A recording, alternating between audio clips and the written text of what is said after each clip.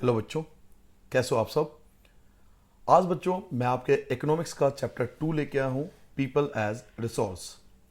ये चैप्टर हमें बताता है कि जो पीपल होते हैं बेटा, जो पॉपुलेशन होती है किसी कंट्री की, वो उसका एक रिसोर्स होता है।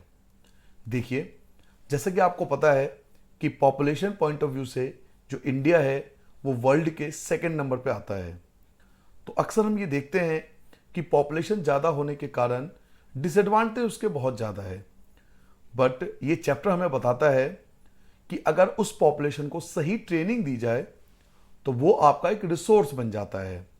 तो ये चैप्टर पूरा ये समझाने के लिए बनाया गया है, जिसमें आपको बताया जाएगा कि अगर किसी भी पॉपुलेशन को सही रूप से ट्रेनिंग मिले, सही फॉर्म में एजुकेशन मिले और स्किल मिले, तो वो जो पीपल होते हैं वो रिसोर्स बन जाते हैं। इसलिए चैप्टर का नाम क्या पड़ा बेटा? People as resource. क्लियर हो गया? चैप्टर का नाम पीपल एज रिसोर्स क्यों पड़ा? ये बताने के लिए जो पीपल होते हैं वो रिसोर्स बन सकते हैं अगर उसे सही टाइम पर स्किल डेवलपमेंट हुआ या सही टाइम पर उसे एजुकेशन मिला। आप एग्जाम्पल ले सकते हो जापान का। जापान बच्चों, उनके पास कोई भी नेचुरल रिसोर्सेस नहीं है, फिर भी वो बहुत ज़्यादा डेवलप्ड कंट्री में आता है। क्यों? क्योंकि उन्होंने अपने पॉपुलेशन को बहुत अच्छी एजुकेशन, इसके बाद उनको बहुत अच्छी स्किल डेवलपमेंट करी, जिसके कारण वहाँ के जो पीपल है या पॉपुलेशन है वो एक रिसोर्स, एक बहुत अच्छी रिसोर्स डेवलप्ड हो गई, जिसके कारण जापान अदर कंट्री के मुकाबले उनके पास नेचुरल रिसोर्सेज नहीं होते हुए भी बहुत आगे निकल गया। तो यही बताता है ये चैप्टर कि आपका पीपल जो है वो एक रिसोर्स भी हो सकता है। ठीक है, तो चलिए स्टार्ट करते हैं अपने पहले टॉपिक से। सबसे पहला फर्स्ट पॉइंट आपको लिखना है बेटा, ह्यूमन कैपिटल। सबसे पहला हेडिंग आपको डालना है, फर्स्ट हेडिंग डालना है, पहला पॉइंट आपको हेडिंग डालनी है बेटा, ह्यूमन कैपिटल। देखिए, जिन्होंने मेरा प्रीवियस वीडियो देखा होगा आपने ये बात समझी होगी कि मैं पूरा चैप्टर पॉइंट टू पॉइंट कराता हूं।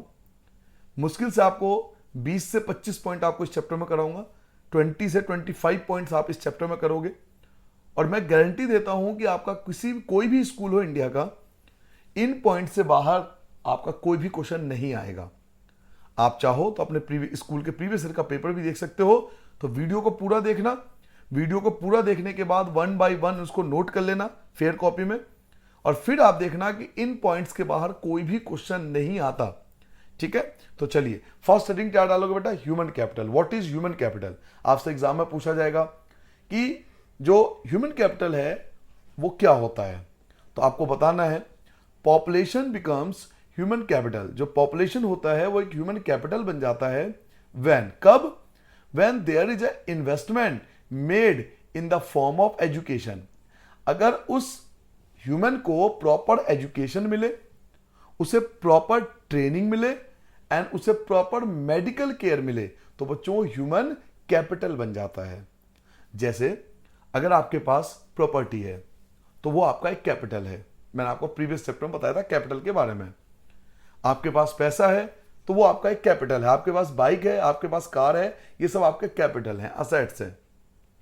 बट बच्चों, अगर हम अपने घर के जो बच्चे हैं उनको अगर प्रॉपर तरीके से पैसा इन्वेस्ट करके अगर उनको हम एजुकेशन दें, सही टाइम पे उनको ट्रेनिंग दें और उनको प्रॉपर मेडिकल केयर दें, तो वो भी एक कैपिटल है जिसको हम ह्यूमन कैपिटल बोल सकते हैं कि ये ह्यूमन कैपिटल है। क्योंकि कल को अगर उन्हें अच्छी एजुकेशन और ट्रेनिंग और मेडिकल केयर दोगे तो वो अच्छा बिजनेस कर सकते हैं या अपना अच्छा जॉब कर सकते हैं। तो वो एक कैपिटल के तौर पे हो गया ना। इसलिए ह्यूमन कैपिटल तब कैपिटल होता है जब उसको proper education, training and medical care मिलता है। क्लियर हो गया? ये था फर्स्ट हेडिंग बेटा, ह्यूमन कैपिटल की डेफिनेशन। यहां आपको स्टार्ट करना है पॉइंट नंबर 2। क्लियर हो गया? पॉइंट नंबर 2 आप हेडिंग क्या डालोगे? People as resource. What is people as resource? आपसे पूछा जाएगा कि पीपल एज रिसोर्स का क्या मतलब है। तो जैसे मैंने आपको स्टार्टिंग में बताया था कि हर एक पीपल एक रिसोर्स है। इवन आपके जो स्कूल बस के ड्राइवर हैं वो भी तो आपके रिसोर्स हैं, क्योंकि आपको स्कूल तक पहुंचाते हैं। ऐसे ही जो आपको स्कूल में टीचर पढ़ाते हैं वो आपके लिए रिसोर्स हैं, क्योंकि आपको प्रॉपर नॉलेज देते हैं। तो पीपल जो होता है वो एक रिसोर्स होता है जब उसे प्रॉपर ट्रेनिंग मिलती है। तो आपसे पूछा जाएगा कि पीपल एज रिसोर्स का मतलब क्या है, तो यहां पे आप बताओगे पीपल एज रिसोर्स का मतलब है people as a resource is a way of referring of a country working people. People as resource का मतलब उन लोगों से है जो किसी देश में वर्किंग पीपल है, जो काम कर रहे हैं in terms of their existing productivity, और कुछ ना कुछ प्रोडक्टिविटी कर रहे हैं, यानी कुछ ना कुछ बना रहे हैं, उनके स्किल के बारे में और उनके एबिलिटीज के बारे में बताने का एक तरीका है people as a resource. People as a resource is a way of referring to a country working population. People as a resource का मतलब है कि किसी देश के जो वर्किंग पीपल हैं उनका जो एग्जिस्टिंग प्रोडक्टिविटी है, उनकी जो स्किल है और उनकी एबिलिटी जो है, उनको बताने का तरीका है पीपल एज ए रिसोर्स। इस पैराग्राफ का यह मतलब है कि पीपल एक रिसोर्स होता है, मनुष्य जो है वो एक रिसोर्स बनता है। कब बनता है? जब वो प्रॉपर स्किल हो और प्रॉपर उसकी एबिलिटीज हो, तो वो एक रिसोर्स बन जाता है। तो पीपल एज रिसोर्स की डेफिनेशन आपको बतानी है। ठीक है बेटा, आप चाहो तो ये भी डेफिनेशन लिख सकते हो, ये भी अच्छा डेफिनेशन है, यहां से आप लिख सकते हो people as a resource is an effort to explain. People as a resource का मतलब है एक्सप्लेन करना पॉपुलेशन को एज एन एसेट, कि जो पॉपुलेशन होती है वो एक एसेट होती है फॉर द कंट्री, किसी कंट्री के लिए, इकोनॉमी के लिए, रेदर देन ए लाइबिलिटी। जो पॉपुलेशन होती है वो एक असेट होती है, अगर उसे प्रॉपर तरीके से हम चलाएंगे तो वो देश के लिए असेट होगी, ना कि वो लाइबिलिटी होगी। तो पीपल एज ए रिसोर्स का आप डेफिनेशन ये भी लिख सकते हो, या आप चाहो तो ये भी डेफिनेशन लिख सकते हो। चलिए थर्ड पॉइंट पे आते हैं बेटा। थर्ड पॉइंट आपको हेडिंग डालनी है बेटा, यहां से आपका पॉइंट नंबर थर्ड स्टार्ट होता है। ठीक है, पॉइंट नंबर थर्ड क्या लिखेंगे? आपको लिखना है ह्यूमन कैपिटल फॉर्मेशन। क्या लिखोगे बेटा? ह्यूमन कैपिटल फॉर्मेशन, ये हेडिंग डालनी है, ह्यूमन कैपिटल फॉर्मेशन। अब ये ह्यूमन कैपिटल फॉर्मेशन क्या होता है? तो when the existing human resource is further developed, जब मनुष्य को प्रॉपर डेवलप किया जाता है बाय बिकमिंग मोर एजुकेटेड, अगर उनको अच्छी शिक्षा, बहुत अच्छी शिक्षा दी जाए और उनको उनके हेल्थ का ध्यान रखा जाए, तो हम उसे क्या बोल सकते हैं? Human capital formation. क्योंकि हमने क्या करा? हमने ह्यूमन के कैपिटल, जो ह्यूमन कैपिटल था उसकी फॉर्मेशन करी। कैसे करी फॉर्मेशन? उसको अच्छी एजुकेशन देके और उसकी अच्छी हेल्थ देकर। तो जब when the existing human resource is further developed, जब ह्यूमन रिसोर्स को डेवलप किया जाता है by becoming more educated and healthy, उसे अच्छी एजुकेशन देकर और हेल्थ देकर, तो हम बोलते हैं कि हमने ह्यूमन कैपिटल की फॉर्मेशन करी है। जैसे जापान ने करा, उन्होंने अपने पॉपुलेशन को अच्छी एजुकेशन दी और बहुत अच्छी हेल्थ फैसिलिटी दी, जिसके कारण उनकी ह्यूमन कैपिटल फॉर्मेशन बहुत अच्छी हो गई। तो that add to the productive power of the economy, जो किसी देश की प्रोडक्टिव पावर को बढ़ाता है। और जब देश की प्रोडक्टिव पावर बढ़ती है तो वो देश धीरे धीरे डेवलप्ड की कैटेगरी में आ जाता है। तो आपको थर्ड पॉइंट क्या लिखना है बेटा? पॉइंट नंबर थर्ड आपको लिखना है ह्यूमन कैपिटल फॉर्मेशन। और ह्यूमन कैपिटल फॉर्मेशन कब हो सकता है? जब उस ह्यूमन कैपिटल को अच्छी एजुकेशन और हेल्थ दिया जाए, तो वो ह्यूमन कैपिटल फॉर्मेशन बन जाता है। ये आपका थर्ड पॉइंट था, ये थर्ड पॉइंट का आपको डेफिनेशन लिखनी है। चलिए नेक्स्ट पॉइंट पे आते हैं। इस पेज पे आपको सकल एंड आपको स्टोरी दिया हुआ, आप चाहो तो पढ़ सकते हो कि विकास एंड सकल, इनकी स्टोरी दिया हुआ है, इनके बीच कंपैरिजन किया गया है कि किस प्रकार दो दोस्त रहते थे। एक ने बहुत अच्छी पढ़ाई करी और वो धीरे धीरे डेवलप्ड हो गया, उसकी लाइफ स्टाइल बदल गया, और एक जो था उसने पढ़ाई नहीं करी, तो उसके जीवन पे क्या इम्पैक्ट पड़ा और उसके बच्चों के जीवन पे क्या इम्पैक्ट पड़ा। हालांकि एग्जाम में ये सब चीज़ें नहीं आती स्टोरी, लेकिन आप अपनी नॉलेज के लिए पढ़ सकते हो विकास एंड सकल की स्टोरी कि दोनों के साथ क्या फर्क आया। इस पेज पे से सबसे ज्यादा एग्जाम में पूछा जाता है। यहां से हम स्टार्ट करेंगे फोर्थ पॉइंट। ठीक है बेटा, यहां से आप लिखोगे पॉइंट नंबर 4। ठीक है, पॉइंट नंबर 4 हमें स्टार्ट करता हूं। देखिए बेटा, जितने भी एक्टिविटी होती है ना देश के अंदर, जितने भी लोग काम करते हैं, उनकी जो एक्टिविटी होती है उनको 3 कैटेगरी में बांटा जाता है। The various activities have been classified into 3 main sector. बच्चों, जितने भी एक्टिविटी होती है, हर कोई कुछ ना कुछ काम करते हैं। आपके फादर भी कुछ काम करते होंगे, हो सकता है आपकी मदर भी वर्किंग हो, वो भी कुछ काम करते हो। तो जितने भी एक्टिविटी होती है बच्चों, वो बेसिकली 3 मेजर कैटेगरी में डिवाइड होती है। इसी देश के जितने भी वर्कर्स होते हैं, जितने भी काम करने वाले लोग होते हैं, उनके एक्टिविटी को हम 3 सेक्टर में बांटते हैं। एक को बोलते हैं हम प्राइमरी सेक्टर, सेकंड होता है secondary sector, and third is the tertiary sector. There are 3 types of sector.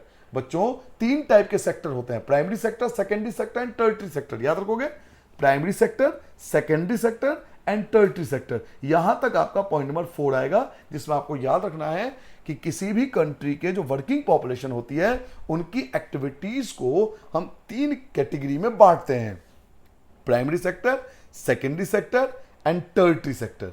Clear हो गया? यहां से आपका पॉइंट नंबर 5 स्टार्ट होता है। पॉइंट नंबर 5 यहां से आप स्टार्ट करोगे कि what is primary sector. Point number 5 क्या लिखोगे? What is primary sector. कि सर ये प्राइमरी सेक्टर क्या होता है, प्राइमरी सेक्टर में कौन से लोग आते हैं? तो आंसर लिखोगे, प्राइमरी सेक्टर इंक्लूड्स एग्रीकल्चर। जो लोग एग्रीकल्चर से संबंधित, यानी किसान जो फार्मिंग वगैरह करते हैं, बच्चों जो एग्रीकल्चर का काम करते हैं, वो प्राइमरी सेक्टर में आते हैं। इसके अलावा जो लोग फॉरेस्ट्री का काम करते हैं, जंगल वगैरह में काम करते हैं, वो भी इसी में आते हैं। जो एनिमल हस्बेंड्री, जो एनिमल को पालते हैं, वो भी इसी में आते हैं। जो फिशिंग का काम करते हैं, मछली पकड़ने का काम करते हैं, वो भी प्राइमरी सेक्टर में आते हैं। पोल्ट्री फार्मिंग, जो लोग मुर्गी पालते हैं, वो भी प्राइमरी सेक्टर में आते हैं। माइनिंग, जो कोयले वगैरह, कोल वगैरह की प्रोडक्शन करते हैं, माइन करते हैं, वो भी इसी में आते हैं। इसके अलावा क्वेरिंग, ये सब जो आता है बच्चों, प्राइमरी सेक्टर के पार्ट है। यहां तक आपका प्राइमरी सेक्टर आएगा। आपको एग्जाम में पूछा जाएगा कि प्राइमरी सेक्टर में क्या कौन कौन सी एक्टिविटी आती है, तो आप आंसर दोगे कि प्राइमरी सेक्टर में एग्रीकल्चर आता है, फॉरेस्ट्री आता है, एनिमल हस्बेंड्री आता है, फिशिंग आती है, पोल्ट्री फार्मिंग आती है, माइनिंग आती है एंड क्वायरिंग आती है। These are the activity related to primary sector, जो आपका पॉइंट नंबर 5 था। क्लियर हो गया? अब आते हैं पॉइंट नंबर 6 पे। पॉइंट नंबर आपका 6 यहां से स्टार्ट होता है। बेटा अगर कोई व्यक्ति मैन्युफैक्चरिंग करता है या फैक्ट्रियों में काम करता है, तो वो सेकेंडरी सेक्टर में आता है। यहां से आपका सेकेंडरी सेक्टर स्टार्ट होता है। हेडिंग क्या डालोगे? हेडिंग डालोगे सेकेंडरी सेक्टर, ये आपकी हेडिंग होगी। और आंसर क्या लिखोगे? Manufacturing is included in the secondary sector. Manufacturing जो होता है वो सेकेंडरी सेक्टर में आता है। मैन्युफैक्चरिंग मतलब फैक्ट्रियों में काम करना। हम में से कई लोग फैक्ट्रियों में काम करते हैं, चाहे वो बाइक को मैन्युफैक्चर करते हैं, चाहे वो कार बनाते हैं, आप देखते हो बस बनाते हैं, साइकिल बनाते हैं, या छोटे मोटा मैन्युफैक्चरिंग का कोई भी काम करते हैं जो फैक्ट्रियों के अंदर काम करते हैं। अगर आपके घर में भी फैक्ट्री है, या आप देखते हो कि आपके परिवार का कोई सदस्य फैक्ट्री में काम करता है, तो वो मैन्युफैक्चर कर रहा है किसी चीज को। और मैन्युफैक्चरिंग जो होता है बच्चों, वो सेकेंडरी सेक्टर में आता है। Manufacturing is included in the secondary sector. Manufacturing जो है वो सेकेंडरी सेक्टर में आता है। क्लियर हो गया? यहां से आपका पॉइंट नंबर 7 स्टार्ट होगा, टर्टरी सेक्टर। क्लियर हो गया? अब हम बात करेंगे पॉइंट नंबर 7 की। मैं पॉइंट नंबर 7 हेडिंग डालूंगा, और हेडिंग क्या डालूंगा? Tartary sector. पहले हेडिंग डालनी है ब्लैक पेन से, बहुत अच्छे साफ सुथरा, टर्टरी सेक्टर। अब आपको एग्जाम में पूछा जाएगा कि व्हाट इज टर्टरी सेक्टर, कि टर्टरी सेक्टर क्या होता है। बेटा टर्टरी सेक्टर में आता है सर्विसेज। जो लोग सर्विसेज प्रोवाइड करते हैं वो टर्टरी सेक्टर में आते हैं। जो लोग गुड्स एंड सर्विसेज प्रोवाइड करते हैं वो टर्टरी सेक्टर में आते हैं। तो देख लेते हैं हम टर्टरी सेक्टर में कौन कौन सी एक्टिविटी होती है। जो लोग ट्रेड करते हैं किसी चीज का, या ट्रांसपोर्ट का काम है, जिनका कम्युनिकेशन का काम है, यानी मोबाइल कंपनी वगैरह में काम करते हैं, नेटवर्क में काम करते हैं, बैंकिंग में, बैंक में आप जाते हो तो बहुत सारे जो वहाँ पे बैंक में काम करते हैं लोग, जो एजुकेशन फील्ड से जुड़े हुए हैं, जैसे मैं भी आपका टर्टरी सेक्टर में आऊँगा। आपके जितने भी टीचर्स होते हैं वो टर्टरी सेक्टर में आएंगे। टीचर्स के अलावा आप देखते हो स्कूल के अंदर बहुत सारे नॉन टीचिंग स्टाफ भी होता है, वो भी टर्टरी सेक्टर में आते हैं। हेल्थ यानी डॉक्टर, या जो आप हॉस्पिटल जाते हो वहाँ पे बहुत सारे लोग जो काम आपको करते हुए दिखाई देते हैं, वो टर्टरी सेक्टर में आएंगे। टूरिज्म का जो काम करते हैं वो भी टर्टरी सेक्टर में। जो सर्विसेज देते हैं या जो इंश्योरेंस प्रोवाइड करते हैं, ये सब बच्चों किस में आते हैं? These are included in tertiary sector. ये सब टर्टरी सेक्टर में आते हैं। ये आपका पहला पॉइंट होगा, 7 का फर्स्ट पॉइंट होगा। क्लियर हो गया?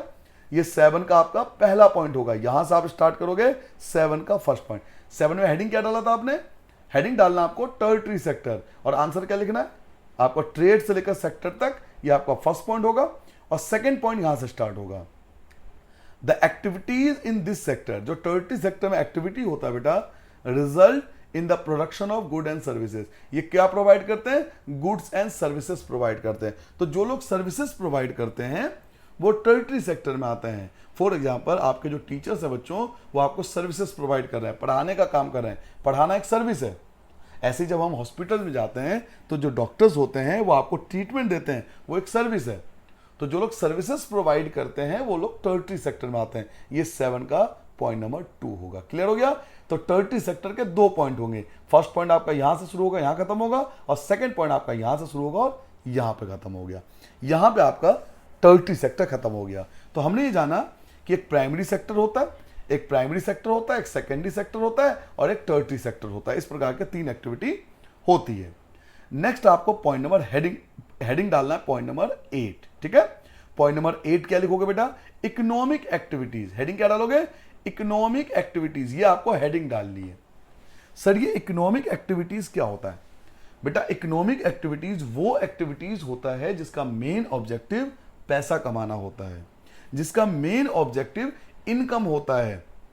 तो ऐसी एक्टिविटी जिसका ऑब्जेक्टिव होता है प्रॉफिट कमाना या पैसा कमाना, वो इकोनॉमिक एक्टिविटीज में आते हैं। जैसे मान लो कि आप स्कूल की फीस भर रहे हो, तो जो टीचर आपको पढ़ा रहे हैं स्कूल के अंदर, वो इकोनॉमिक एक्टिविटीज के अंदर आएंगे। ऐसे ही आपके फादर कहीं ना कहीं जॉब करते हैं या उनका बिजनेस है, तो वो अगर बिजनेस कर रहे हैं तो वो भी इकोनॉमिक एक्टिविटी है, या वो कहीं पर जॉब कर रहे हैं तो वो भी इकोनॉमिक एक्टिविटी है। क्यों? क्योंकि वो पैसे कमाने के लिए एक्टिविटी कर रहे हैं। तो जो काम हम पैसा कमाने के लिए करते हैं बेटा, इनकम के पर्पज से करते हैं, जो काम हम इनकम के पर्पज से करेंगे वो हमारी इकोनॉमिक एक्टिविटी आएगा। तो आंसर आपका यहां से स्टार्ट होगा। Activities add value to the national income. वो एक्टिविटीज जो नेशनल इनकम की वैल्यू को बढ़ाता है, these activities are called economic activity. इनको हम इकोनॉमिक एक्टिविटी बोलते हैं। समझ में आ गया बेटा? यहां पे आपका इकोनॉमिक एक्टिविटी खत्म होता है। याद रखोगे, इकोनॉमिक एक्टिविटीज वो एक्टिविटीज जिसका ऑब्जेक्ट होता है इनकम कमाना, वो इकोनॉमिक एक्टिविटीज कहलाता है। पॉइंट नंबर 9 स्टार्ट होता है बेटा। यहां पे मैं डाल रहा हूं पॉइंट नंबर 9। यहां से हमारा पॉइंट नंबर 9 स्टार्ट होगा। पॉइंट नंबर 9 क्या होगा? Types of economic activities. बेटा इकोनॉमिक एक्टिविटी 2 टाइप के होते हैं। टाइप्स ऑफ, हेडिंग क्या डालोगे? Types of economic activities. ध्यान से सुनो क्या बोला? Types of economic activities. ध्यान से सुनकर कॉपी में काम करना बेटा, बिल्कुल एक एक चीज को ध्यान से सुनो, और जो मैं बोल रहा हूं वो हेडिंग डालना है ताकि आपको जल्दी याद हो। हेडिंग ये डालना है टाइप्स ऑफ इकोनॉमिक एक्टिविटीज। फिर आप आंसर यहां से स्टार्ट करोगे। क्या आंसर स्टार्ट करोगे? कि इकोनॉमिक एक्टिविटी के 2 पार्ट होते हैं, एक होता है मार्केट एक्टिविटीज और एक होता है नॉन मार्केट एक्टिविटीज। याद रखोगे, इकोनॉमिक एक्टिविटीज 2 टाइप के होते हैं, एक होता है मार्केट एक्टिविटीज और एक होता है non market activities. There are 2 types of economic activities. पहला market activities and second is non market activities. याद रखोगे। अब पॉइंट नंबर 10 आएगा। पॉइंट नंबर 10 आपका शुरू होगा। पॉइंट नंबर 10 आप लिखोगे कि मार्केट एक्टिविटी क्या होता है। What is market activities? आपसे पूछा जाएगा मार्केट एक्टिविटीज क्या होती है, तो हेडिंग डालोगे बेटा मार्केट एक्टिविटीज। ये आपके हेडिंग होगी व्हाट इज मार्केट एक्टिविटीज, या सिंपल लिख देना मार्केट एक्टिविटीज क्या होती है। चलिए जी, मार्केट एक्टिविटी बेटा वो एक्टिविटी होती है जिसका मेन ऑब्जेक्ट होता है प्रॉफिट कमाना, लाभ कमाना। ऐसा कोई एक्टिविटी जो हम प्रॉफिट कमाने के उद्देश्य से करते हैं वो हमारी मार्केट एक्टिविटीज कहलाती है। अगर हम एक शॉप पे जाते हैं और 10 रुपए का पेन खरीदते हैं तो कहीं ना कहीं शॉपकीपर उसमें कुछ तो प्रॉफिट कमाएगा, तभी तो आपको देगा, तो वो मार्केट एक्टिविटी है। तो वो सारी एक्टिविटी जिसका उद्देश्य पैसा प्रॉफिट कमाना है वो मार्केट एक्टिविटी है। तो आंसर क्या लिखोगे? Market activity involve remuneration to anyone who perform. मतलब जिसको सैलरी मिलेगी, जिसको वेजेस मिलेगा, जिसको पैसा मिलेगा, इनकम मिलेगा, वो मार्केट एक्टिविटी होगा। That is activity perform for पे और प्रॉफिट। यानी वो एक्टिविटी जिसमें हमें पैसा पे करना पड़ता है या प्रॉफिट कमाने के उद्देश्य से की जाती है, उसे हम मार्केट एक्टिविटी कहते हैं। अच्छा, मार्केट एक्टिविटी में भी 2 पॉइंट है, ये केवल पहला पॉइंट मैंने आपको बताया। हेडिंग क्या डालोगे बताओ? 10 का हेडिंग क्या डालोगे? Market activity. और इसका पहला पॉइंट आपका यहां से स्टार्ट होता है कि मार्केट एक्टिविटी में रेम्यूनरेशन आता है, जिसके अंदर हमें पे करना पड़ता है, या तो किसी को सैलरी पे करनी पड़ती है या उससे हमें प्रॉफिट कमाना होता है, उसे हम मार्केट एक्टिविटी बोलते हैं। सेकेंड पॉइंट क्या लिखोगे?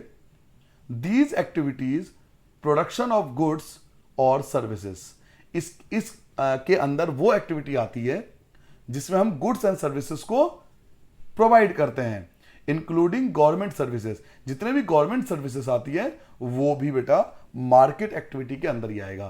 तो ये पॉइंट नंबर 2 आपका होगा। क्लियर हो गया? 10 का मतलब 10वें पॉइंट के 2 पॉइंट होंगे। एक फर्स्ट पॉइंट आपका यहां तक खत्म था और सेकंड पॉइंट आपका यहां पे खत्म हो गया। पॉइंट नंबर 11 स्टार्ट करता हूं। पॉइंट नंबर 11 क्या है बेटा? यहां पे पॉइंट नंबर 11 आपका स्टार्ट होता है। पॉइंट नंबर 11 क्या लिखोगे बेटा? Non market activity. हेडिंग क्या डालोगे? Non market activity. देखो मार्केट एक्टिविटी का जस्ट अपोजिट कर दो। मार्केट एक्टिविटी का मेन ऑब्जेक्ट क्या था? प्रॉफिट कमाना। तो नॉन मार्केट एक्टिविटी वो एक्टिविटी होगी जिसका ऑब्जेक्ट होगा प्रॉफिट नहीं कमाना। तो non market activities are the production for self consumption. जब हम किसी चीज का प्रोडक्शन करते हैं सेल्फ कंजम्पशन के लिए, खुद के इस्तेमाल के लिए, तो वो नॉन मार्केट एक्टिविटी होती है। मैं आपको उसका बेस्ट एग्जांपल देना चाहता हूं, सुनिए बेटा। मान लो एक किसान है, उसने अपने खेत के अंदर, फील्ड के अंदर वीट का प्रोडक्शन करा, गेहूं का प्रोडक्शन करा, और गेहूं जो था, वीट जो था, वो बहुत ज्यादा क्वांटिटी में उसकी प्रोडक्शन हुई। तो उसने क्या करा? अपना हाफ जो वीट था, गेहूं था, उसे मार्केट में बेच दिया प्रॉफिट कमाने के उद्देश्य से। तो वो उसकी इकोनॉमिक एक्टिविटी हो गई, क्योंकि उसने वीट को सेल कर दिया प्रॉफिट कमाने के उद्देश्य से, वो उसकी इकोनॉमिक एक्टिविटी हो गई। वहीं एक फार्मर है, किसान बी, ठीक है, इसके पास ज्यादा जमीन नहीं है, तो इसके पास जितना भी वीट होता है वो उसका इस्तेमाल केवल अपने परिवार के लिए कर रहा है। वो बेच नहीं रहा, वो सेल्फ कंजम्पशन के लिए कर रहा है कि मेरे पास इतना ही वीट है कि मैं अपने परिवार को पाल सकूं। तो वो उसकी नॉन मार्केट एक्टिविटी होगी। तो नॉन मार्केट एक्टिविटी वो प्रोडक्शन होता है जिसमें हम सेल्फ कंजम्पशन के लिए करते हैं, खुद के इस्तेमाल के लिए करते हैं। सेकंड पॉइंट यहां से स्टार्ट होगा। 11 का सेकंड पॉइंट बेटा, ये 11 का पॉइंट नंबर 2 होगा। 11 के भी 2 पॉइंट है। एक फर्स्ट पॉइंट ये हो गया और सेकंड पॉइंट यहां स्टार्ट होगा। These can be consumption and processing of primary product। ये हो सकता है कि ये प्राइमरी प्रोडक्ट हो, जैसे एग्रीकल्चर से है, and on account of production of fix asset, या फिक्स असेट से होने वाला प्रोडक्शन भी हो सकता है। फॉर एग्जाम्पल, मैं आपको छोटा सा एग्जाम्पल देता हूं। कई लोगों के पास बहुत सारे मकान होते हैं, वो क्या करते हैं? मकान को किराए पे डाल देते हैं, रेंट पे डाल देते हैं। तो वो उनकी मार्केट एक्टिविटी हो गई। क्यों? क्योंकि वो पैसा कमाने के उद्देश्य से कर रहे हैं। और कई के पास एक ही मकान है, वो ऐसा मकान है उनके पास, हाउस है, कि वो रेंट पे नहीं चला सकते, वो उसके अंदर खुद अपना फैमिली के साथ रहते हैं। तो वो फिक्स असेट्स है ना उनकी, वो उनकी फिक्स असेट्स है, जो मैं आपको चैप्टर 1 में बताया था।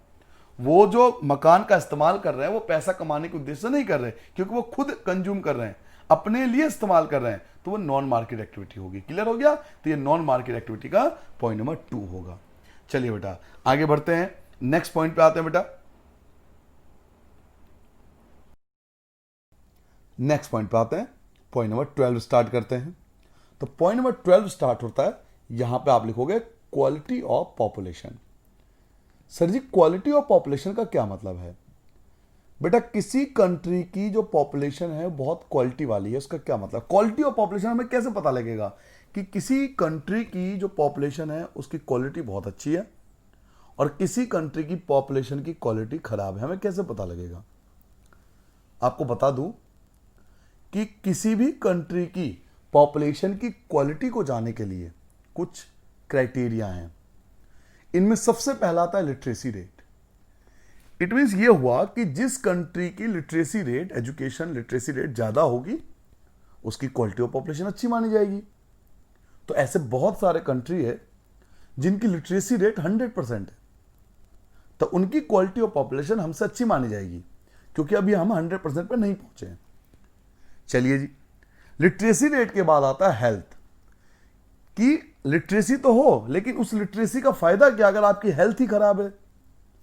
तो हेल्थ, आपकी हेल्थ भी अच्छी होनी चाहिए, और अगर आपकी हेल्थ अच्छी होगी तो आपकी लाइफ एक्सपेक्टेंसी ज्यादा होगी, यानी आप लंबा जियोगे, आपकी लाइफ एक्सपेक्टेंसी ज्यादा होगी, आप लॉन्ग पीरियड तक जियोगे। चलिए जी, लाइफ एक्सपेक्टेंसी भी आपकी बहुत अच्छी है। तो फोर्थ होता है स्किल, कि आपको क्या आता है, आपको कोई स्किल है, आपके अंदर कोई टैलेंट है, उसे स्किल बोलते हैं। ये 4 मेजर क्राइटेरिया होता है जिससे हमें पता लगता है कि किसी कंट्री की पॉपुलेशन की जो क्वालिटी है वो कैसी है। और मैं आपको बता दूं कि एक कंट्री है नॉर्वे, वो नंबर 1 पोजीशन पे है अपने क्वालिटी ऑफ पॉपुलेशन में। ह्यूमन डेवलपमेंट इंडेक्स के अकॉर्डिंग वो वर्ल्ड का नंबर 1 कंट्री है। अब आपको हो गई सर जी हमने तो नाम भी नहीं सुना नॉर्वे का। बेटा देखो, पैसा होने से ही सब कुछ नहीं होता, ठीक है। पैसा तो देखो अमेरिका के पास भी बहुत है, लेकिन वो नंबर 1 नहीं है क्वालिटी ऑफ पॉपुलेशन में। लिटरेसी रेट भी 100% बहुत सारे देशों के है। लिटरेसी रेट के बाद हेल्थ होता है कि हेल्थ अच्छी होनी चाहिए। हेल्थ के बाद लाइफ एक्सपेक्टेंसी होती है कि आप कितने साल जीते हो, एट एन एवरेज कितने साल जी रहे हो। और ये सब देखने के बाद देखते हैं आपके अंदर स्किल क्या है, कि आप कुछ काम कर सकते हो नहीं कर सकते। तो इन 4 चीजों से चेक होता है क्वालिटी ऑफ पॉपुलेशन। और जिन कंट्री को आप जानते हो जो बहुत अच्छे डेवलप्ड हैं, उनकी क्वालिटी ऑफ पॉपुलेशन क्यों अच्छी है? क्योंकि उनकी लिटरेसी रेट अच्छी है, वहाँ के हेल्थ सिस्टम अच्छा है, वहाँ की लाइफ एक्सपेक्टेंसी ज़्यादा है हमसे, और वहाँ पे लोगों के अंदर स्किल भी जो है वो अच्छी है। वो कोई ना कोई काम कर लेते हैं, वो किसी काम को छोटा या बड़ा नहीं समझते, कुछ ना कुछ उनके अंदर स्किल होता है, उन्हें बचपन से ही स्किल डेवलप कराई जाती है। तो क्वालिटी ऑफ पॉपुलेशन में आप यहां से आंसर स्टार्ट करोगे, क्या लिखोगे?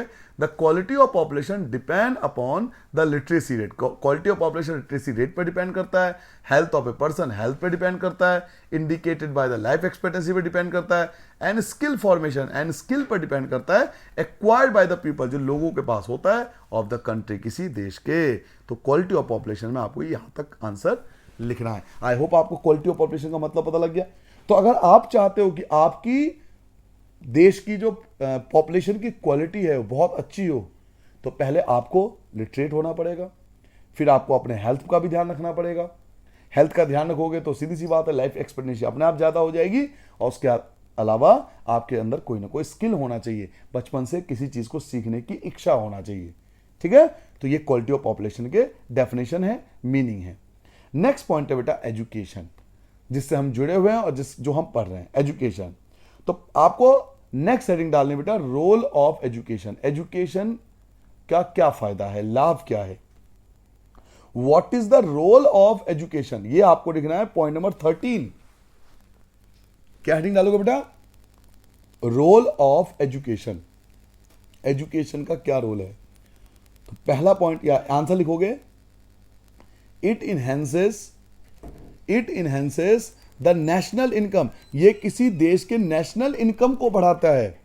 आप कहोगे कि नेशनल इनकम को कैसे बढ़ा देगा, एजुकेशन से नेशनल इनकम कैसे बढ़ेगा? एक छोटा सा बहुत छोटा सा एग्जांपल मैं देता हूं। देखिए बेटा, कोई एक वर्कर है जो काम कर रहा है, पूरे दिन काम करता है, एक मजदूर पूरे दिन काम करता है, तब जाकर उसको 500 रुपीज मिलते हैं। वही हम एक डॉक्टर के पास जाते हैं, मुश्किल से 15 से 20 मिनट हम उनको अपनी बात बताते हैं, और वो क्या करते हैं 5 या 6 दवाइयों के नाम लिख देते हैं, और उनका चार्ज कितना है 1000 रुपीज। क्या आप समझ पाए कि एजुकेशन का कितना बड़ा रोल है नेशनल इनकम में? कि एजुकेशन अच्छी होगी तो ऑटोमेटिकली देश की नेशनल इनकम बढ़ जाएगी। एजुकेशन इसलिए सरकार कोशिश करती है कि हर बच्चा पढ़े। इसके अलावा एजुकेशन का क्या रोल है? ये कल्चरल रिचनेस को बढ़ाती है। कल्चर को तभी तो समझ पाओगे ना आप जब आप पढ़े लिखे होंगे। तो कल्चरल रिचनेस को बढ़ाता है, और इसके अलावा it increase the efficiency of governance. ये गवर्नेंस की एफिशिएंसी को बढ़ाता है, क्योंकि लोग जान पाते हैं कि उनके राइट्स क्या हैं, उनके अधिकार क्या हैं, उनकी देश के प्रति रिस्पॉन्सिबिलिटीज क्या है, उनको कानून का ज्ञान होता है, इसलिए वो गवर्नेंस को भी ये इंक्रीज करता है। तो ये आपको हेडिंग डालना है role of education. Role of education में ये आपको आंसर लिखना है, ठीक है। यहां तक जो आपका होगा वो रोल ऑफ एजुकेशन का आंसर यहां कंप्लीट होता है। चलिए अब नेक्स्ट पॉइंट डालते हैं। सर जी आपने बहुत अच्छे से बता दिया कि एजुकेशन बहुत जरूरी है, तो क्या गवर्नमेंट कुछ कर रही है बच्चों को पढ़ाने के लिए? जी हाँ। नेक्स्ट आपको लिखना है role of government in education. क्या हेडिंग डालोगे?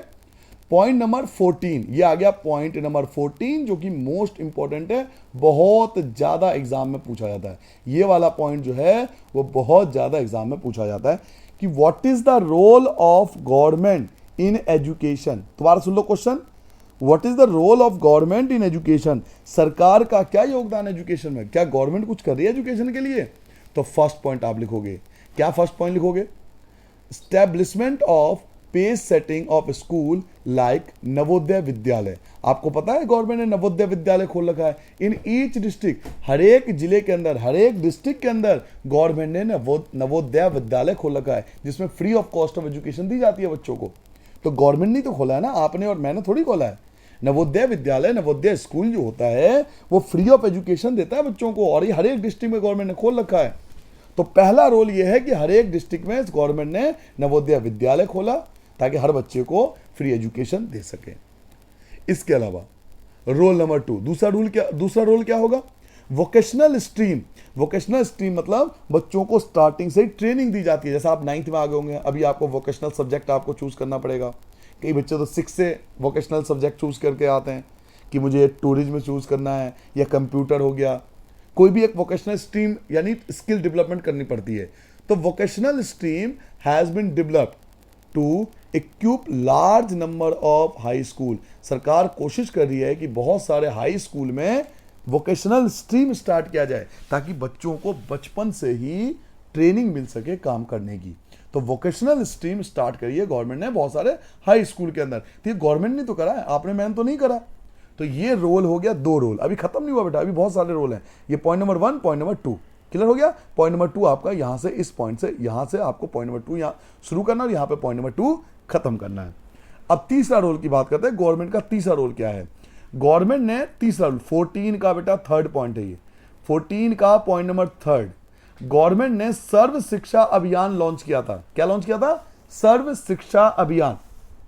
ये उनका एक बहुत सिग्निफिकेंट स्टेप था टूवर्ड्स प्रोवाइडिंग एलिमेंट्री एजुकेशन, ताकि वो बच्चों को कम से कम एलिमेंट्री एजुकेशन तो दे सकें टू ऑल चिल्ड्रन, हर एक बच्चों को एलिमेंट्री एजुकेशन दे सकें in the age of 6 to 14 year, 6 से 14 साल के बच्चों को 2010 तक। गवर्नमेंट ने सर्व शिक्षा अभियान नाम का एक प्रोग्राम लॉन्च किया जिसके अंदर 14 साल तक, 14 ईयर्स तक के एज के बच्चों को फ्री ऑफ कॉस्ट एजुकेशन दी जाती है। गवर्नमेंट स्कूल में आप पता करोगे तो 8th क्लास तक फ्री ऑफ कॉस्ट एजुकेशन दी जाती है। क्यों? ड्यू टू सर्व शिक्षा अभियान। गवर्नमेंट 8th क्लास तक कोई भी पैसा नहीं लेती बच्चों से किसी टाइप का। अगर आप प्राइवेट स्कूल में तो बात अलग है, लेकिन बात गवर्नमेंट स्कूल की हो रही है कि वहां आपको सर्व शिक्षा अभियान के अंतर्गत आपको कोई पैसा नहीं देना पड़ेगा। तो ये भी तो गवर्नमेंट ने करा ना। अब वहां पे बच्चों को ड्रेस का जो पैसा होता है, यूनिफॉर्म का पैसा, वो भी गवर्नमेंट देती है, कॉपी का पैसा भी देती है, ज्योमेट्री वगैरह का भी खर्च जो गवर्नमेंट उठाती है सारा। तो ये गवर्नमेंट नहीं करा ना, आपने मैं तो नहीं करा। तो ये तीसरा स्टेप हो गया गवर्नमेंट का toward the education. 4th step, step number 4 जो गवर्नमेंट ने उठाया है, पॉइंट नंबर 4, ठीक है बेटा। उन्होंने क्या करा? ब्रिज कोर्सेस स्टार्ट करा। अभी ब्रिज कोर्सेस क्या है? मान लो किसी बच्चे की एज क्या है, ज्यादा हो गई, वो बच्चा हो गया 10 साल का, 10 ईयर्स का हो गया, और उसने स्कूल में एडमिशन नहीं लिया स्टार्टिंग में, कोई भी रीजन हो सकता है, स्कूल में एडमिशन नहीं लिया। तो गवर्नमेंट क्या उन्होंने स्टार्ट करा? ब्रिज कोर्सेस, कि आप एज के अकॉर्डिंग आप क्या करो, एडमिशन करा लो, और जो पीछे का कोर्स आपका छूट गया है वो आपको कराया जाएगा, उसकी ट्रेनिंग आपको दी जाएगी। तो उसे बोलते हैं ब्रिज कोर्सेस। तो गवर्नमेंट ने ब्रिज कोर्सेज स्टार्ट करा। इसके अलावा बैक टू स्कूल कैंपेन शुरू करा। बैक टू स्कूल कैंप क्या होता है? कि जिन बच्चों ने स्कूल तो आए लेकिन उन्होंने स्कूल छोड़ दिया, किसी भी रीजन से स्कूल छोड़ दिया, तो उनके घर पे जाके सर्वे किया गया, उनके माँ बाप को मोटिवेट किया गया कि आप बच्चों को दोबारा स्कूल में एडमिशन कराओ। इसे बोला जाता है back to school camp have been initiated. इसकी स्टार्टिंग हुई to increase the enrolment in elementary education, ताकि एलिमेंट्री एजुकेशन को बढ़ाया जा सके। एलिमेंट्री एजुकेशन क्या होता है? बच्चों 8th तक की, जो 1st क्लास से 8th तक की जो पढ़ाई होती है वो एलिमेंट्री एजुकेशन होती है। तो गवर्नमेंट आप देखते हो 8th क्लास तक आपके साथ है, और आप इस टाइम कौन सी क्लास में हो? 9th में। सरकार ने आपका साथ छोड़ दिया, ये समझ के चलना, ठीक है। अब आपको खुद मेहनत करनी पड़ेगी। गवर्नमेंट कहती है 8वीं तक हम आपके साथ हैं, 9th में आपको खुद मेहनत करनी पड़ेगी। चलिए जी, 5th पॉइंट, यहां से 5वां पॉइंट आपका स्टार्ट होगा। 5th पॉइंट क्या लिखोगे? Mid day meal. Mid day meal क्या होता है? बच्चों को 8वीं क्लास तक, 8th क्लास तक के स्टैंडर्ड के बच्चों को फ्री ऑफ कॉस्ट खाना मिलता है। लंच में उन्हें खाना दिया जाता है, उन्हें लंच दिया जाता है गवर्नमेंट की तरफ से, जिसे बोलते हैं मिड डे मील स्कीम। आप में से अधिकतर बच्चे जो गवर्नमेंट स्कूल के हैं वो जानते होंगे कि mid day meal scheme start किया गया। क्यों? ये इंप्लीमेंट किया गया टू इनकरेज अटेंडेंस, ताकि अटेंडेंस को बढ़ाया जा सके, एंड रिटेंशन ऑफ चिल्ड्रन, ताकि बच्चा स्कूल में रुके, and improve their nutrition status, और इसके अलावा उसके जो न्यूट्रिशन स्टेटस है यानी हेल्थ के प्रति जो उसका न्यूट्रिशन है वो भी पूरा हो। अब आप कहोगे सर जी मिड डे मील से जो है वो रिटेंशन कैसे बढ़ेगी, अटेंडेंस कैसे बढ़ेगी? बेटा ऐसे फैमिली हैं जिनके पे 2 वक्त का खाना भी नहीं मिलता, तो वो ये सोचते हैं कि कम से कम मैं बच्चे को स्कूल में भेजूंगा तो कम से कम मेरे बच्चे को तो खाना मिलेगा ना गवर्नमेंट की तरफ से, तो इस बहाने क्या होगा, कम से कम बच्चा स्कूल में ज्वाइन होगा, और जब ज्वाइन होगा तो पूरे दिन वो स्कूल में रहेगा, तो इससे जब स्कूल में आएगा तो वो कुछ थोड़ा बहुत पढ़ेगा भी, तो इससे क्या हुआ, अटेंडेंस भी बढ़ गई और रिटेंशन भी बढ़ गई बच्चों की। तो mid day meal scheme start किया, ये पॉइंट नंबर 5 आएगा, पॉइंट नंबर 5 आ गया। पॉइंट नंबर 5 कहां से लिखोगे? पॉइंट नंबर 5 आपका आंसर यहां से स्टार्ट होगा, ये पॉइंट नंबर 5 की स्टार्टिंग है और ये एंड है। ये जो 5 पॉइंट आपको पता है ये किसने स्टार्ट किया? ये सब गवर्नमेंट ने स्टार्ट किया, इसलिए आपने हेडिंग क्या डाला, role of government in education, कि सरकार का क्या योगदान था एजुकेशन में। तो ये 5 पॉइंट आपने लिखा कि गवर्नमेंट ने कौन कौन से रोल करे। ठीक है बेटा, चलिए अब नेक्स्ट पॉइंट पे आते हैं। हमारा नेक्स्ट पॉइंट क्या है, रोल ऑफ हेल्थ। अब आएगा हेल्थ। ठीक है बेटा, यहां से आपका नेक्स्ट पॉइंट स्टार्ट होता है। कौन सा पॉइंट है एक बार चेक कर लेते हैं। आपने एजुकेशन वाला हेडिंग डाला था ना, अभी आपने एजुकेशन का कौन सा हेडिंग डाला था, 13 या 14, कौन सा पॉइंट था, 14 था। तो हेल्थ वाला जो होगा वो 15 पॉइंट होगा। तो आप हेडिंग डाल दी है रोल ऑफ हेल्थ। हेल्थ का क्या रोल है, 15 heading, point number 15। Point number 15 क्या लिखोगे बेटा, रोल ऑफ हेल्थ। हेल्थ का क्या योगदान है हमारे जीवन में। आप सीधी सी बात समझो कि आपकी एजुकेशन बहुत अच्छी है लेकिन आपकी हेल्थ अच्छी नहीं है तो उस एजुकेशन का कोई लाभ नहीं है। इसलिए ज्यादा आंसर नहीं, केवल 2 पॉइंट लिखना है। पहला पॉइंट 15 का फर्स्ट पॉइंट, 15 का फर्स्ट पॉइंट क्या लिखोगे, the health of a person help him to realise his और हर पोटेंशियल। जो हेल्थ होता है वो एक पर्सन को रियलाइज कराता है, महसूस कराता है कि उसकी पोटेंशियल क्या है एंड एबिलिटी, और उसकी एबिलिटी क्या है। जो हेल्थ होता है वो किसी पर्सन को एहसास कराता है कि उसकी पोटेंशियल क्या है, उसकी एबिलिटी क्या है टू फाइट इलनेस, और ताकि वो बीमारी से लड़ सके। और सेकंड पॉइंट क्या लिखोगे, यहां से पॉइंट नंबर 2, 15 का पॉइंट नंबर 2 स्टार्ट होगा। क्या लिखोगे बेटा, 15 का सेकंड पॉइंट क्या लिखोगे, ही और she will not be able to maximise his और हर आउटपुट। अगर उसकी हेल्थ अच्छी नहीं होगी तो वो अपने आउटपुट को यानी अपने रिजल्ट को अच्छा नहीं कर सकता to the overall growth of the organisation. वो जिस भी ऑर्गेनाइजेशन में काम करेगा, जहां भी काम करेगा, उस ऑर्गेनाइजेशन को मैक्सिमम आउटपुट नहीं दे पाएगा क्योंकि उसकी हेल्थ खराब होगी, वो बार बार छुट्टी करेगा। तो बार बार छुट्टी करेगा तो मैक्सिमम प्रॉफिट नहीं होगा ऑर्गेनाइजेशन को। तो इसलिए हेल्थ बहुत जरूरी है। तो जिस पर्सन की हेल्थ अच्छी होगी वो ऑर्गेनाइजेशन में लगातार काम करेगा, इससे उसको मैक्सिमम प्रॉफिट होगा, मैक्सिमम आउटपुट होगा उस देश को, उस कंपनी को, इससे कंट्री को भी फायदा होगा। तो ये 2 पॉइंट लिखने हैं। अगर आपसे पूछा जाए what is the role of health तो ये 2 पॉइंट आएंगे, और ये आपके एनसीईआरटी में जो एक्सरसाइज के क्वेश्चन है वहां भी दिया हुआ है। तो हेडिंग डालोगे रोल ऑफ हेल्थ, क्या लिखोगे, रोल ऑफ हेल्थ, और 15 में 2 पॉइंट आपको लिखने हैं। चलिए जी, पॉइंट नंबर 16, यहां से बेटा पॉइंट नंबर 16 स्टार्ट होता है। पॉइंट नंबर 16 क्या लिखोगे, हेडिंग डालना आपको infant mortality rate. Infant mortality rate, what is infant mortality rate. बेटा इन्फेंट मोर्टेलिटी रेट क्या होता है, कई बार जो बच्चा होता है वो पैदा होता है, जो बेबीज होती है वो पैदा तो हो जाता है या हो जाती है, बट प्रॉपर मेडिकल केयर के कारण, प्रॉपर मेडिकल केयर नहीं मिलने के कारण 1 साल से पहले उसकी डेथ हो जाती है। उसे बोलते हैं इन्फेंट मोर्टेलिटी रेट। तो आपसे पूछा जाएगा इन्फेंट मोर्टेलिटी रेट का मतलब क्या है, तो infant mortality rate is the death of child, is the death of child below 1 year of age. अगर 1 साल से पहले किसी बच्चे की मृत्यु हो जाती है, डेथ हो जाती है बेटा, तो उसे बोलेंगे इन्फेंट मोर्टेलिटी रेट। और हर कंट्री कोशिश करती है कि उसकी इन्फेंट मोर्टेलिटी रेट कम हो, क्योंकि जो जीव इस पृथ्वी पर आया कम से कम उसे जीवन जिंदा रहने का हक है ना। तो इन्फेंट मोर्टेलिटी रेट हर कंट्री कोशिश करती है कि उसकी कम से कम हो। तो इन्फेंट मोर्टेलिटी रेट क्लियर हो गया। अगर किसी बच्चे की मौत हो जाती है, 1 साल से पहले डेथ हो जाती है बेटा, तो उसे इन्फेंट मोर्टेलिटी रेट बोलते हैं।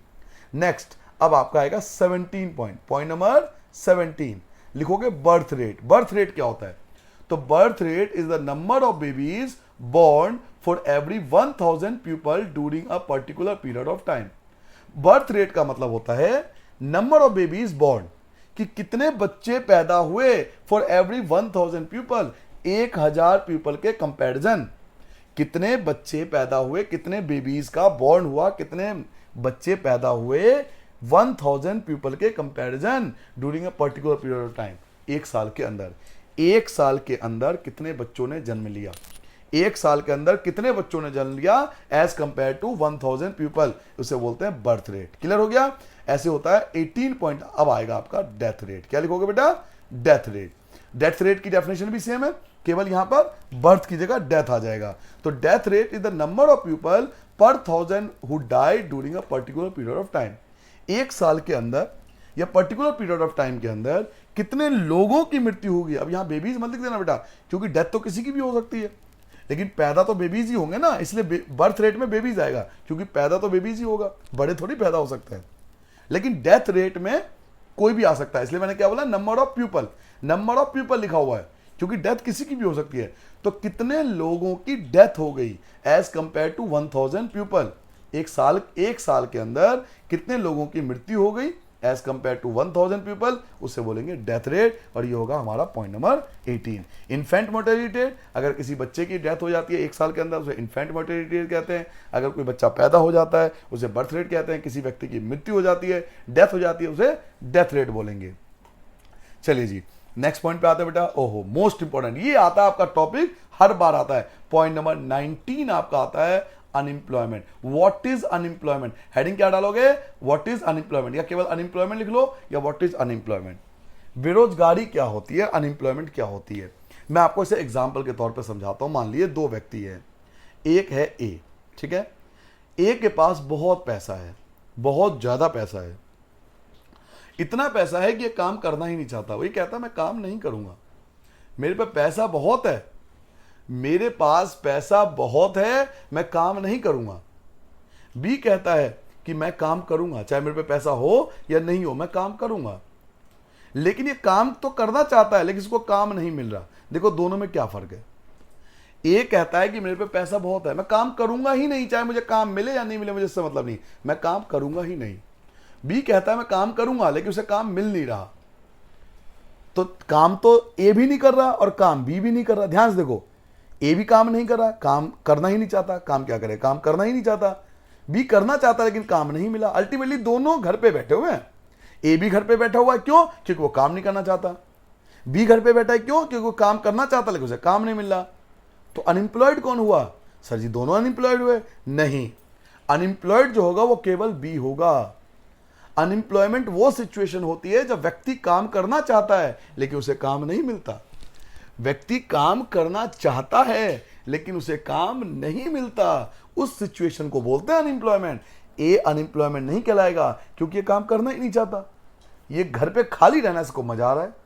बी को बोलेंगे अनएम्प्लॉयड क्योंकि ये काम करना चाह रहा था और इसे काम नहीं मिला। तो इसलिए आंसर देखो क्या लिखा हुआ है, unemployment is said to be exist. Unemployment उस सिचुएशन को बोलते हैं when people who are willing to work. Willing to work मतलब काम करने की इच्छा है, काम करना चाहता है, एट द गोइंग वेजेस, एक पर्टिकुलर वेजेस पर, सैलरी पर, but can not find job, लेकिन उसे जॉब नहीं मिल रहा है, तो उसे बोलेंगे अनएम्प्लॉयमेंट। क्या सबको समझ में आ गया बेटा?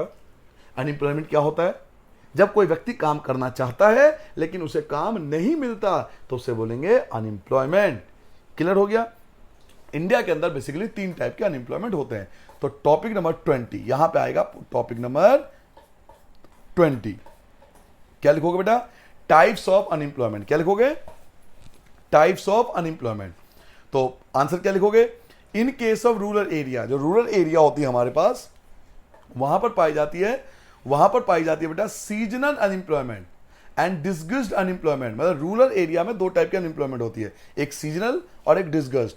और जो अर्बन एरिया होता है, शहर वगैरह होता है, वहां मोस्टली क्या पाया जाता है? एजुकेटेड अनएम्प्लॉयमेंट पाया जाता है। तो ये क्लियर होता है बेटा कि इंडिया में बेसिकली 3 टाइप के अनएम्प्लॉयमेंट पाया जाता है। एक होता है सीजनल अनएम्प्लॉयमेंट, एक होता है डिस्गस्ड अनएम्प्लॉयमेंट, एंड एक होता है बेटा एजुकेटेड अनएम्प्लॉयमेंट। क्लियर हो गया? तो हेडिंग क्या डालोगे? Types of unemployment. क्या लिखोगे बेटा? टाइप्स ऑफ अनएम्प्लॉयमेंट, और ये इसके 3 आंसर होंगे। अब हम 1 बाय 1 समझेंगे, और मैं आपको लिख के दे रहा हूं कि आपके 99.99% एग्जाम में यही पूछा जाता है, इन तीनों में से कोई एक जरूर आता है कम से कम। तो सबसे पहले जानेंगे सीजनल अनएम्प्लॉयमेंट, पॉइंट नंबर 21।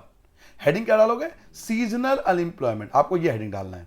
अब आपसे पूछा जाएगा कि सीजनल अनएम्प्लॉयमेंट क्या होता है, तो पहला आंसर क्या लिखोगे? 21 का फर्स्ट पॉइंट, ठीक है बेटा? 21 का पहला पॉइंट यहां होगा, फर्स्ट पॉइंट, ये फर्स्ट पॉइंट है, 21 का फर्स्ट पॉइंट है ये, ठीक है? आंसर क्या लिखोगे? Seasonal unemployment happens when people are not able to find jobs during some month of the year. जब कोई व्यक्ति साल के कुछ महीनों में उसे काम नहीं मिलता, जब किसी व्यक्ति को साल के कुछ महीनों में काम नहीं मिलता, तो उसे सीजनल अनएम्प्लॉयमेंट बोलते हैं। फर्स्ट पॉइंट ये हो गया। यहां से आपका स्टार्ट होगा पॉइंट नंबर 2। पॉइंट नंबर 2 क्या स्टार्ट होगा? People depend upon agriculture. जो लोग एग्रीकल्चर पे डिपेंड होते हैं usually face such kind of problem. अधिकतर प्रॉब्लम उन्हीं के साथ आती है। मतलब सीजनल अनएम्प्लॉयमेंट सबसे ज्यादा एग्रीकल्चर सेक्टर में ही पाया जाता है। क्यों सर जी? भाई आप एक बात सोचो, मान लो कि किसी साल क्या हुआ, पानी ज्यादा, बारिश ज्यादा हो गई, बाढ़ आ गया, तो जब तक वो बाढ़ का सिचुएशन है उसे काम नहीं मिलेगा। ऐसे सूखा भी पड़ सकता है, तब भी उसे काम नहीं मिलेगा। ये सब कुछ होते हुए बावजूद भी अगर मान लो नॉर्मल ईयर में भी देखा जाए, तो जब फसल की कटाई होती है या फसल की जो बुआई होती है, इंग्लिश में बोलते हैं सोइंग एंड कटिंग, जब क्रॉप्स की सोइंग एंड कटिंग होती है उस समय तो वो बिजी रहते हैं, बाकी टाइम तो खाली बैठे हैं। तो जब किसी व्यक्ति को साल के कुछ महीनों में काम नहीं मिलता तो वो सीजनल अनएम्प्लॉयमेंट कहते हैं उसे। और ये मोस्टली किस में होता है? ये एग्रीकल्चर सेक्टर में ही मोस्टली पाया जाता है। यहां से आपका तीसरा पॉइंट होगा। तीसरा पॉइंट क्या लिखोगे? Certain months do not provide much work to the people dependent on agriculture. जो लोग एग्रीकल्चर पे पूरी तरह से डिपेंड होते हैं उनको साल के कुछ महीने में बिल्कुल भी काम नहीं मिलता। साल के कुछ महीने ऐसे होते हैं जब उनके पास कोई काम होता ही नहीं है कुछ करने के लिए, तो उन मंथ को हम ये बोलेंगे कि उनके पास वो अनएम्प्लॉयमेंट वाले मंथ है। इसलिए क्या लिखा? सीजनल अनएम्प्लॉयमेंट, कि जब साल के कुछ महीनों में तो काम मिला लेकिन बाकी महीनों में हमें काम नहीं मिला तो उसे सीजनल अनएम्प्लॉयमेंट बोलते हैं। मैं आपको इसका शहर का भी एग्जांपल दे सकता हूं। मान लो किसी का राखी का काम है, पूर्णतः उसका काम राखी बनाने का काम है, तो जब राखी का समय आएगा बेटा तो उसके पास काम बहुत ज्यादा होगा। लेकिन जब राखी का सीजन खत्म हो जाता है तो क्या होता है? सीजनल अनएम्प्लॉयमेंट हो जाता है, क्योंकि उसके बाद काम नहीं है। ऐसे आप पतंग के लिए भी ले सकते हो, काइट के लिए भी ले सकते हो। जब 15 अगस्त के आसपास का आप टाइम देखते हो तो बहुत ज़्यादा पतंग के जो होते हैं वो सेल होती है, नई नई दुकानें खुलती है। बाकी टाइम में क्या है कि उनके पास वो इतना माल नहीं बिकता उनका, तो वो भी सीजनल अनएम्प्लॉयमेंट है। तो सीजनल अनएम्प्लॉयमेंट समझ में आ गया? जब साल के कुछ महीनों में हमें काम नहीं मिलता तो उसे सीजनल अनएम्प्लॉयमेंट कहते हैं। मोस्टली एग्रीकल्चर सेक्टर में होते हैं और आजकल तो देखा गया है कि हर सेक्टर में ये पाया जाता है। और जो सर्टेन मंथ्स होते हैं वो उन्हें काम नहीं मिल पाता उन मंथ में जो एग्रीकल्चर पे पूरी तरह से डिपेंड होते हैं। ये था आपका पॉइंट नंबर 21। अब स्टार्ट करेंगे पॉइंट नंबर 22, ठीक है? पॉइंट नंबर 22, हेडिंग क्या डालोगे? डिसगिस्ड अनएम्प्लॉयमेंट। ये डिसगिस्ड अनएम्प्लॉयमेंट क्या होता है बेटा? डिसगिस्ड अनएम्प्लॉयमेंट होती है वो अनएम्प्लॉयमेंट जो हमें दिखाई नहीं देता। एक्चुअल में अनएम्प्लॉयमेंट है लेकिन हमें दिखाई नहीं देता कि वो अनएम्प्लॉयमेंट है। कैसे? पहले मैं आपको एग्जांपल बता देता हूं, फिर आपको समझ में आएगा ये चीज क्या है। मान लीजिए कि मेरे पास राखी बनाने का काम है और मैंने 10 वर्कर्स को बुलाया राखी बनाने के लिए। 10 वर्कर्स ने पूरे दिन में 100 राखी बना दिया। नेक्स्ट डे मैं 2 वर्कर को निकाल देता हूं, बचे 8 वर्कर। जब 8 वर्कर ने काम किया तो वही 8 वर्कर फिर से 100 राखी बना रहा है। तो वो जो 2 वर्कर थे अगर उनको मैं निकाल दूं तो कोई फर्क तो नहीं पड़ा ना। पहले भी 100 बना था, अब भी 100 बना, तो वो जो 2 लोग थे वो एक्स्ट्रा थे, उनको हटा दिया तो प्रोडक्शन पे कोई फर्क नहीं पड़ा। तो उसे बोलते हैं डिसगिस्ड अनएम्प्लॉयमेंट, जो दिखता नहीं है लेकिन एक्चुअल में अनएम्प्लॉयमेंट होता है। तो in case of disguised unemployment के केस में people appear to be employed, लोग काम करते हुए दिखाई देते हैं। People appear to be employed, लोग काम करते हुए दिखाई देते हैं, बट एक्चुअल में उनका काम पर कोई प्रोडक्शन इफेक्ट नहीं पड़ता। सेकंड पॉइंट, ये तो फर्स्ट पॉइंट हो गया, ये तो फर्स्ट पॉइंट आपने लिखा कि वो काम करते हुए दिखाई देते हैं लेकिन एक्चुअल में उनका काम पर कोई इफेक्ट नहीं पड़ता। सेकंड पॉइंट आपका यहां से स्टार्ट होगा। सेकंड पॉइंट क्या लिखोगे? This usually happens among family members engaged in the agriculture activity. अधिकतर कहां होता है? जो लोग एग्रीकल्चर सेक्टर में जुड़े हुए हैं। जो लोग एग्रीकल्चर सेक्टर में जुड़े हुए हैं, आपने देखा होगा उनका पूरा परिवार एग्रीकल्चर में काम पे लगा रहता है। अगर वहां से एक दो व्यक्ति को निकाल भी दिया जाए फैमिली मेंबर को काम से, तो प्रोडक्शन में कोई इफेक्ट नहीं पड़ता। तो ऐसा देखा गया कि मोस्टली एग्रीकल्चर सेक्टर में ही पाया जाता है। थर्ड पॉइंट आप लिखोगे, तीसरा पॉइंट, थर्ड पॉइंट आपका स्टार्ट हो गया। डिसगिस्ड अनएम्प्लॉयमेंट का third point, the work required the service of 5 people. मान लो काम 5 लोगों का है बट इंगेज 8 पीपल, लेकिन उसमें लगे 8 लोग हैं। 3 पीपल्स आर एक्स्ट्रा, वहां पे 3 लोग जो हैं बेटा एक्स्ट्रा हैं। किसी काम को करने के लिए कितने लोग चाहिए? 5 चाहिए, लेकिन कर कितने रहे? 8 लोग कर रहे हैं, तो 3 लोग एक्स्ट्रा है। ठीक है, फोर्थ पॉइंट क्या लिखोगे? पॉइंट नंबर 4 लिखोगे। पॉइंट नंबर 4 डिसगिस्ड अनएम्प्लॉयमेंट के फोर्थ पॉइंट, और इसके 3-3 4-4 पॉइंट याद करके जाना क्योंकि 3 से 4 मार्क्स का ही आता है ये। फोर्थ पॉइंट क्या लिखोगे? If 3 people are removed. अब अगर मान लो उन 3 लोगों को हमने काम से निकाल दिया तो the production of the field will not decline. तो प्रोडक्शन कम नहीं होगा, उतना ही रहेगा। अगर 8 लोग हमने काम पे लगा रखे थे और मैं जॉब थी 5 लोगों की, अगर हमने 3 लोगों को निकाल भी दिया तो प्रोडक्शन पे कोई इफेक्ट नहीं पड़ेगा। इसे बोलेंगे डिसगिस्ड अनएम्प्लॉयमेंट। तो डिसगिस्ड अनएम्प्लॉयमेंट, लोग काम करते हुए दिखाई देते हैं लेकिन एक्चुअल में वो अनएम्प्लॉयड होते हैं। मोस्टली एग्रीकल्चर एक्टिविटी में पाया जाता है। आपको एग्जाम्पल के तौर पे समझाया कि किसी काम में 5 लोगों की जरूरत थी लेकिन 8 लोग लगे हुए हैं। अगर 3 लोगों को काम से निकाल देंगे तो प्रोडक्शन पे कोई इफेक्ट नहीं पड़ेगा। ठीक है बेटा, अब आते हैं पॉइंट नंबर 23 पे। यहां बात करेंगे एजुकेटेड अनएम्प्लॉयमेंट की। पॉइंट नंबर 23 लिखोगे हेडिंग। पॉइंट नंबर 23 हेडिंग डालोगे बेटा एजुकेटेड अनएम्प्लॉयमेंट। क्या हेडिंग डालोगे?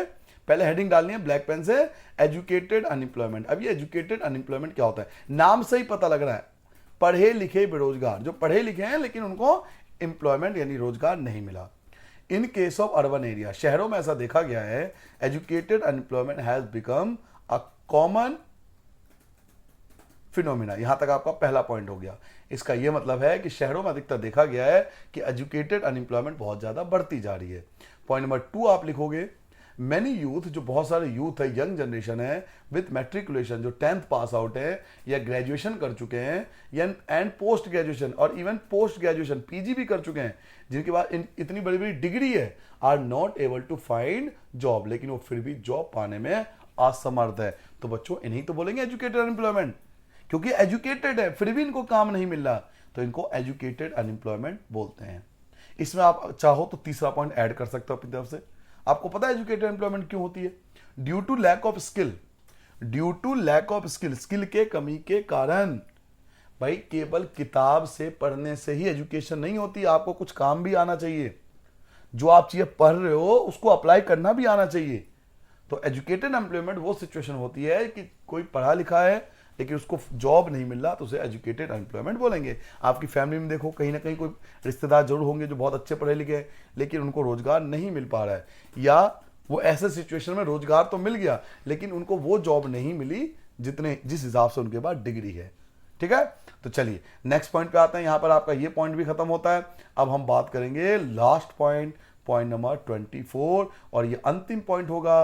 और इस पॉइंट के बाद मैं आपको गारंटी देता हूं जब वीडियो खत्म होगा, जब आपका यूटी एग्जाम हो, पेपर हो जाए, आप जरूर आना वापस और जरूर वीडियो पे कमेंट करके बताना कि आपका सारा क्वेश्चन इसमें से था या नहीं था। मैं आपको गारंटी देता हूं अगर आपने 24 पॉइंट कर लिए, आप किसी भी स्कूल के हो इंडिया के, जो भी आपका क्वेश्चन आएगा वो इन्हीं पॉइंट के अंदर से आएगा। 24 क्या लिखना है? Disadvantage of unemployment, negative impact of unemployment, कुछ भी लिख सकते हो, या तो क्या लिखना है? डिसएडवांटेज ऑफ अनएम्प्लॉयमेंट, बेरोजगारी के नुकसान क्या है। डिसएडवांटेज ऑफ अनएम्प्लॉयमेंट, अनएम्प्लॉयमेंट के नुकसान क्या है, नेगेटिव इंपैक्ट क्या है। तो फर्स्ट पॉइंट क्या लिखोगे? यहां से आपका पहला पॉइंट स्टार्ट होगा। कई पॉइंट आप लिख सकते हो। पहला पॉइंट क्या स्टार्ट करोगे? Unemployment leads to the wastage of manpower resources. इससे मैन पावर रिसोर्सेज की वेस्टेज होती है क्योंकि लोगों को काम नहीं मिला। तो जब काम नहीं मिलेगा तो उसका मैन पावर जो होगा रिसोर्स वो बेकार हो गया। तो unemployment lead to the wastage of manpower resource, इससे मैन पावर रिसोर्स की वेस्टेज होती है। पता लगा बेटा कि अनएम्प्लॉयमेंट से मैन पावर की रिसोर्सेस की वेस्टेज होती है क्योंकि काम नहीं मिलता। यहां से लिखोगे बेटा सेकंड पॉइंट। सेकंड पॉइंट क्या होगा? People who are an asset for the economy, जो लोग देश के लिए असेट्स हो सकते थे, फायदेमंद हो सकते थे, टर्न इनटू लायबिलिटी, वो लायबिलिटी बन जाते हैं क्योंकि इकोनॉमी को उसका बर्डन उठाना पड़ता है। थर्ड पॉइंट आप लिखोगे कि डिसएडवांटेज क्या है? तो there is a feeling of hopelessness, मतलब उम्मीद जो होती है, जो निराशा होती है यूथ के अंदर। डिस्पेयर अमॉन्ग द यूथ, जो यूथ होते हैं उनके अंदर निराशा की भावना होती है कि मैं अपने जीवन में कुछ नहीं कर सकता क्योंकि मुझे प्रॉपर जॉब, अच्छी जॉब नहीं मिली। फोर्थ पॉइंट क्या लिखोगे? Unemployment tends to increase economic overload, इससे बेटा इकोनॉमिक ओवरलोड भी बढ़ता है। क्यों इकोनॉमिक ओवरलोड बढ़ेगा? भाई अगर वो व्यक्ति काम नहीं करेगा तो सरकार को टैक्स नहीं देगा, उसका जो खर्चा होगा, वो बीमार पड़ेगा, गवर्नमेंट हॉस्पिटल में जाएगा, उसका खर्चा सरकार को उठाना पड़ेगा। स्कूल में उसके बच्चे जो पढ़ेंगे गवर्नमेंट स्कूल में, आप जैसे आप कर रहे हो, बहुत सारे बच्चे गवर्नमेंट स्कूल में पढ़ रहे हो ना आप, तो उसका खर्चा सरकार उठा रही है ना, तो इकोनॉमिक ओवरलोड ही तो है। तो उससे इकोनॉमिक ओवरलोड भी बढ़ता है अनएम्प्लॉयमेंट से। The dependence of the employed on the working population increase, जो वर्किंग पॉपुलेशन होती है उस पर ज्यादा बर्डन ज्यादा पड़ जाता है। जैसे मान लो एक घर के अंदर दो व्यक्ति हैं, एक फादर है और एक उनका लड़का या लड़की, मान लो कोई भी काम करता है, दो लोग काम करते हैं, बहुत अच्छे से जीवन काट रहे हैं, लेकिन फादर की जॉब छूट गई, तो अब उस परिवार को चलाने का पूरी जिम्मेदारी उस लड़के पे आ गई या उस लड़की पे आ गई ना, तो उस पर ज्यादा बर्डन पड़ जाएगा। तो the dependence of the unemployment on the working population increase, तो उसके जो डिपेंडेंस है वो ज्यादा बढ़ जाएगी। और लास्ट पॉइंट क्या लिखोगे? The quality of the life, जो लाइफ की क्वालिटी होगी इंडिविजुअल की और सोसाइटी की, वो भी एडवर्सली इफेक्ट होती है। समाज में जो उसका जीवन है, सोसाइटी में जो उसका लाइफ है, वो एडवर्सली नेगेटिव तौर पे इफेक्ट करती है। तो ये है डिसएडवांटेज ऑफ अनएम्प्लॉयमेंट, कि अगर कोई व्यक्ति अनएम्प्लॉयड है तो उसके क्या क्या नुकसान है। तो ये था बेटा टोटल आपके 24 पॉइंट कंप्लीट चैप्टर। इसे आपको फेयर कॉपी में करना है, पॉइंट टू पॉइंट नोट करना है, एक नोट्स के फॉर्म में बना के चलना है, ताकि कल को आप अगर बड़े एग्जाम की तैयारी करो तो आपको ये नोट्स काम आएंगे। ये नोट्स प्रॉपर तरीके से बनाना, अच्छे से लिखना और मुझे सेंड कर देना।